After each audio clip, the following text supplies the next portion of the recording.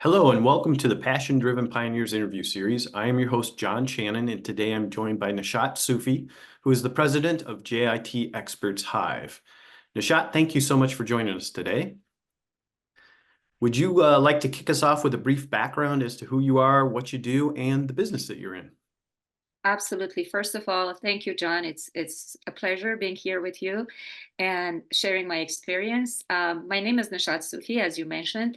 I am the president of I I don't like to call it consulting company. It's an expert company, and I'll tell you guys what it is. It's JIT, Just in Time Experts Hive, and the reason for the name was. I've been in consumer packaged goods industry all my life, more than 30 years, and primarily in the food business, in manufacturing, supply chain, and the last 15, 20 years in the retail and digital with both brick and mortar and digital. And when you're in supply chain, you work with goods and stuff like that, just in time, and JIT becomes like your second language. Everything needs to be just in time to be efficient.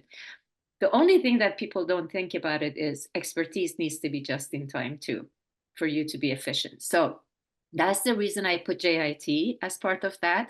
The experts, again, with all due respect to all consultants out there, I don't like to be called a consultant because consultant gives the idea that you come, give this objective opinion, and then go.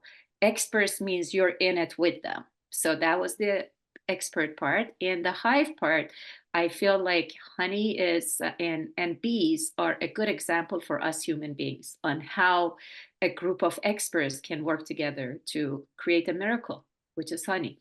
So JIT Experts Hive name came from that, putting these three things together. My own background, as I mentioned, I have been in the consumer packaged goods industry, primarily food, but many product categories in the past 30 years. I have a food science degree, so I started in the science part of the business. I started in manufacturing, anything from quality to R&D to production operation. I was always interested to understand where it comes from, where it goes. So I was not happy with just doing what I was gonna do. So I always was asking and interested in how the business comes together and everything works in conjunction with each other. So that's why in my career, I moved around in different functions. So even for a certain period of time, I became the head of IT, not the whole IT, but master data and business intelligence for Cargill, one of the places that I worked. And everybody was like from food science to QA to R&D to IT. And all of these it was my journey to understand how businesses work end to end. And for me, always information and data is the glue that brings everything together. So in my experience, most of my experience, I worked with larger corporations. I started with very small company, then I was working with large corporations. We always were looking for expertise. And as you know, old times you stay very focused in a very narrow product category. I only do bakery, I only do face cream. And then things changed, especially with digital world. It opened the world to everyone. So everybody wanted to do everything. So I was a cosmetic company. Now I want to do a supplement to complement my products. I'm in a food company. Now I want to go into supplement. I am a pharmaceutical. Now I want to go into food. And all the, whether it was a brand, whether retailers, they all wanted to play in every category and different market segments. What it needed, obviously, after money was expertise. So, I mean, when I was working with companies like Cargill, like Target, I had big teams. At Target, my team was 40 plus people. And we were always lacking some expertise because there was new products, new ideas, new market segments, that were coming that we didn't have that expertise internally. So we were always reaching out to consulting. And it always left me with like a sense of we didn't get what we needed because the consultant would come in and talk to us and then honestly feedback what we told them to us in a nice presentation. And I'm like, no, we are looking for practical hands-on solutions. So that dissatisfaction was with me. And then in 2017, I left Target to work with two very highly talented entrepreneurs to start a company that they wanted to start a company from scratch, a startup. It was called Brandless.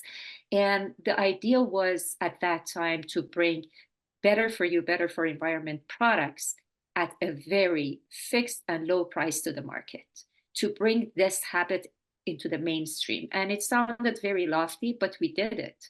And the reason we did it was that we brought in experts as needed. As a startup, you don't have money to hire experts in any product category. So we're a small company. We were launching in every product category, from knives to tampons to food to supplement to drugs. And for those, we were going high quality, a lot of claims, a lot of work that needed to go into those products to make sure that we were truthful. And one of the things we talked from day one is that we cannot afford to be cheap when it comes to expertise. We need to bring the best of the best. We can't hire them, but we can bring them just when we need them. We know exactly what to ask from them and how to integrate their input into our business to get the most out of it. It was a very successful business model and enabled us to grow very fast and very successfully. So after 3 years, like what happens with a lot of startups, it was bought. And so toward the end, when I knew that the end for Brandless was coming, I was just thinking, I want to do this. I don't want to go back into corporate life. I mean, I enjoyed working for all those companies, but once you get the startup in your blood and entrepreneurship, you can't go back. And I said, I want to do it for everybody else. So that's how the JIT experts, I said, a lot of companies need this, need to have experts coming in, do the work, get out. So they're not becoming overhead or, drag on their finances. And there are a lot of experts like myself that don't want to work for one company. They want to do diverse work. They want to be flexible. They want to have, be in control of their own destiny and career. So I thought this would be a good match made in heaven. Experts, highly qualified experts, and companies that need them, but they didn't want to break the bank. So No, that's that's how. great. That's great. So you've started up 2 companies now. Talk about what are some of the keys to success when you're starting up your own company, right? Or starting your own business. Don't be cheap. And the first thing, all my life, I've been as part of big companies, we're part of or led strategy discussions like, okay, what's our vision? What's our mission? Let's do a strategy planning. We always think that's the things that corporations do. No, even if you're one individual person and you want to start your own individual business, sit down and think about future. Start with future in mind and say, what is it that I want to do? And I put a one-pager business plan for myself. Started with what I want this company to be and what I don't want this company to be. Who are my competitors? Okay. What type of companies I want to work with? Who are my ideal customers? And then what kind of capabilities and capacities and all that? Honestly, a one-pager. And it was hard for me because you usually do this in a team environment. There are different people, you brainstorm, you feed from each other. And I was doing it, me, myself, and I mean, my husband helped me a lot, but he's not in this kind of business. And I would ask questions. It was hard, but I did it because I wanted to do it right. And then once I had that vision of like, this is what I want to be, then I said, what capabilities do I need? And that's where I said, don't be cheap. I knew I'm not a good accountant. You know, I cannot keep track of the numbers and stuff like that. The first person that I reached out to was an accountant. And I said, I want to set up because, and then I reached out to legal. I said, these are the type of contracts I need with people, experts I bring in, with companies. Without having even one client, I had all these things ready because I knew when the client comes, I don't have time to say, oh, give me a month. I need to come up with my business plan or my a contract or this and that. So put the minimum of the things that I needed to get started. And again, my husband was joking. He was like, you're spending money. You don't even know you're going to get a client. I'm like, that's fine. that's not too much. And it wasn't too much money. Obviously, I was not investing in capital investment into like, because my business was service industry. So it wasn't like I had to buy equipment or stuff like that. But still, have your vision, start where you want to go, and do your SWOT analysis, business planning, one pager, not those 40 pages and stuff like that. And then come down and say, what are the strengths that I have? What are the weaknesses, opportunities?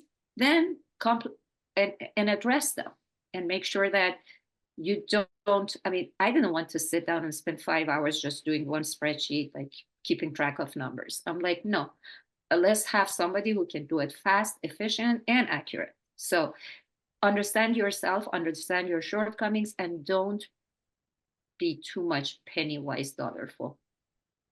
That's good. That's good advice. So, so having started up two businesses, Well, the comment a first little. business was not my business. I just want to make sure Okay. I got hired by those entrepreneurs as one of the very first few people they hired to help them. But I mean, they really sold it to me. So I was ready to leave Target, which I was at a senior director at that time, to take the risk and do this startup with them. So can you tell us a little bit about how much work it takes to get a business up and going? A lot of people have some misconceptions about what it takes, and what I'm finding is as I talk with different business owners, there always seems to be a lot of that work on the front end to get a business up and going. I can talk about the two areas that I have expertise in. One is business I'm doing right now. Hmm. Okay. It's a service business. I didn't need to buy any, equipment, lease a place, start, hire people and stuff like that. But still, it took me 2, 3 months to put the business plan together, the infrastructure together, think about how am I going to go live, how I hired somebody from marketing to help me, like, how do I go out and tell people that this is my business? So that took 2, 3 months. Again, I invested some money, not that much. I mean, again, because it was not a capital investment. Now, let's say you want to launch a product business. You want to launch a new brand. You want to launch a new pen, okay, or a new food. That's different because you might, what time does it take is that your idea, do you have a prototype? What does it take to test and validate that this prototype from a performance perspective and functionality as well as market perspective works?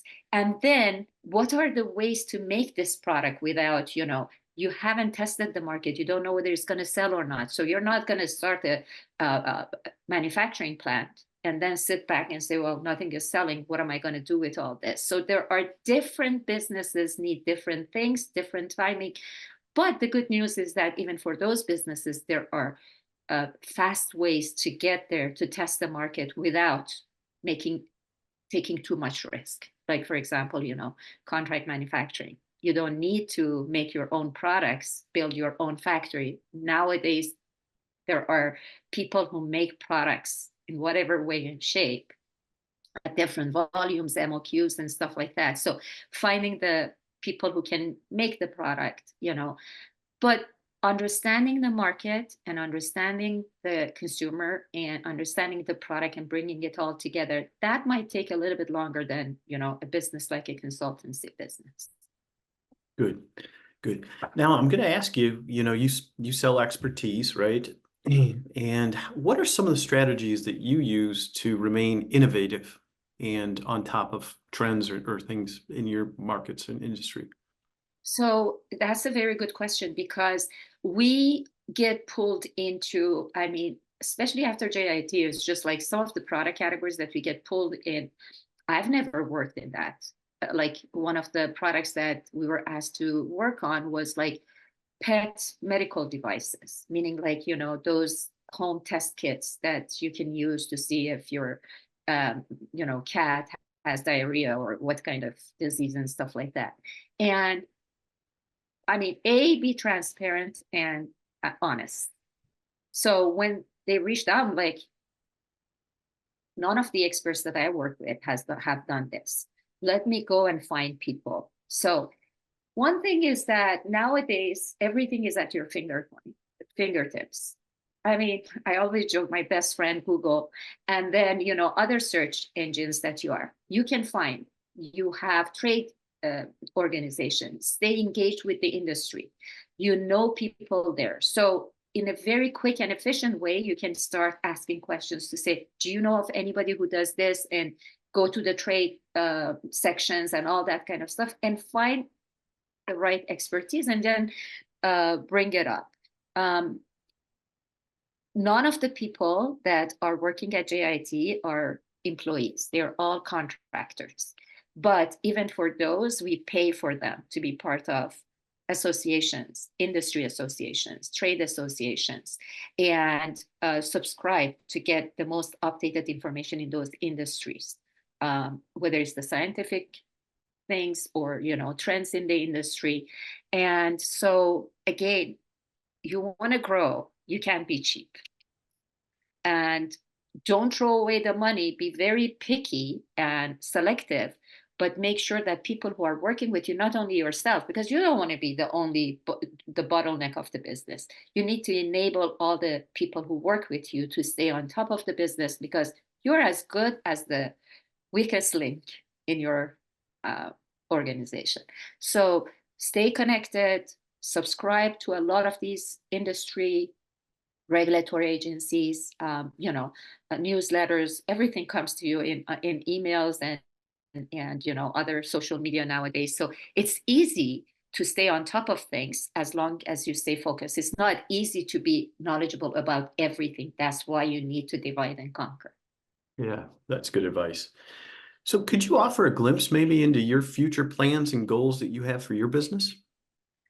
Yeah, I wish that I've started JIT when I was much younger and not my age, but I would like to retire in the next 5 years. And this was not my plan for when I was doing this. It was right at the start of the COVID, and I'm like, I'm gonna go nuts if I don't do anything, because I love traveling and so on. That's one of my biggest hobbies, and we were not traveling, we were not entertaining, we were not doing anything. We're sitting at home. So when I started JIT, I was like, okay, let's do this. And I never expected it to grow so fast. Now that it's at this point, I don't want to let it go. So I started from day one, bringing in people, the ones that I could afford at that time, to bring in people to see who is going to be my backup, but eventually take over. So I started my succession planning day one. I spent a lot of money having people working on projects that I could have done, but paid them to do the project to test not only their capability, but also, I have trust in their integrity, capability. We have very high value system at JIT.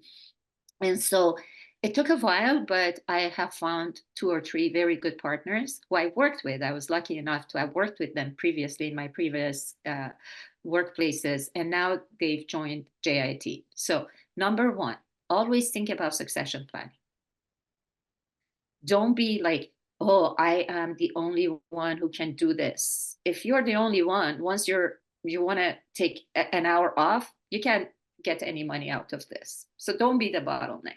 So bring in people, share with them, you know, share as much as you know with them, create systems where, it can be repeatable. So I'm very much process oriented. So one of the first things we did, we created all these databases for best practices and information so people can find information quickly. And then, so my hope and plan is that JIT continues to grow, not as consulting. One of the things that we found is that once our client get to work with us, they usually start with a project, then we become part of their company. So we have clients that we've been with them for 3-4 years. They don't even know we are not part of their company if they don't look at the extension of our emails, because we are their R&D, we are their sourcing, we are their QA, we are their regulatory, we are their packaging. So, and our experts come in and they know that whatever they need, they can ask, they come in, they go. Okay. So for me, the plan is to continue to have this, to have more of these partnership relationships versus one-off projects, and then have the right people to manage the organization and maintain the right experts network and to be able to do this. So that's what I'm working on right now, my succession planning and how I can enable people to continue to do this, hopefully without me. Well, that's good. Now, knowing that this show is targeted towards entrepreneurs or people who are in the process of starting up their own businesses, do you have any final thoughts you'd like to share with our audience today? I think I mentioned it at the start of this conversation that, um, sit down and write down what you want to be, what you don't want to be.